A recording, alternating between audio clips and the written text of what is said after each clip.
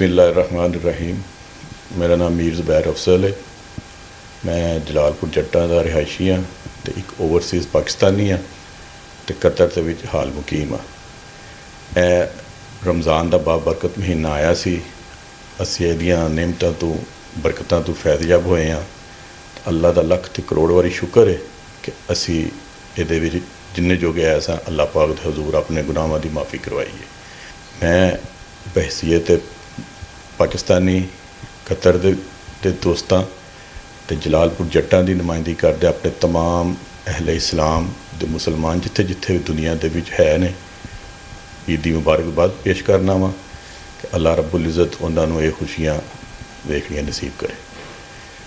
ते इस ईद दे मुसरत मौके दे उत्ते कोशिश करनी चाहिदी है कि असीं अपने जिहड़े साडे मुहताज ज़रूरतमंद नादार गरीब मस्कीन यतीम लोग ने उन्हां दा ख्याल रखिए, उन्हां दे ज़रूरियात नूं कोशिश करिए रात दे अंधेरे दे विच पूरियां करिए, दिखावे तो रिया तो बचत करिए तो कोशिश करिए कि हकदारां नूं उन्हां दा हक उन्हां दी दहलीज़ ते पहुँचाया जाए ताकि वो साडे असूदा हाल बंदे जिहड़े उहदे नाल अपने बच्चियां दे नाल ईद मना सकन।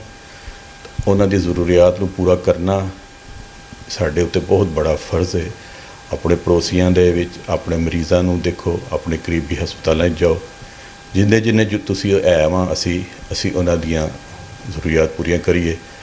असीं दुआ करने कि अल्लाह रब्बुल इज़्ज़त साडे मुल्क पाकिस्तान नूं तमाम दुनिया दे हासतीन दुश्मनां तो महफूज रखे। ते असीं दुआ करने कि साडे इस पाकिस्तान नूं कोई बंदा भी मैली अख नाल ना वेखे कि असीं अपने पाकिस्तान दी हर अदारे हर महकमे दे नाल शाना बजाना खड़े हाँ। खास तौर ते अपने उन्हां जवानां दे नाल जिहड़े असीं सुत्ते हुंदे हाँ ते रात दे अंधेरे दे विच सर्दियां दे विच गर्मियां दे विच साडीआं सरहदां दा पहरा दिंदे ने ते साडे जान माल आन इज़्ज़त आबरू दी हिफाजत करने आ। हर वो महकमा जिहड़ा वर्दी वाला है बगैर वर्दी तो है जिहड़ा साडे मुल्क वास्ते काम कर रहा है, एक आला तो आला वड्डा अफसर होवे या एक गली दे विच झाड़ू मारन वाला एक स्वीपर भी है, सारे बंदे इस मुल्क नूं सर्व कर रहे हैं। असीं इन्हां तमाम महकमिਆਂ नूं तमाम अदारिਆਂ नूं तमाम मुलाजमां नूं तहे दिल नाल ईद दी मुबारकबाद पेश करने आ। तो मैं इस मौके के उत्ते बिलखसूस पाक न्यूज़ हाजी जान जिहड़े ब्यूरो चीफ ने उन्हां दा शुक्रगुजार हाँ कि मेरा पैगाम पूरी दुनिया दे विच चप्पे चप्पे ते मुसलमानां तक पहुँचा है कि वो अपने इस काम नूं बड़े अहसन तरीके नाल निभा रहे हैं। पाकिस्तान जिंदाबाद। आप देख रहे हैं पाक न्यूज़, पाकिस्तान की आवाज़।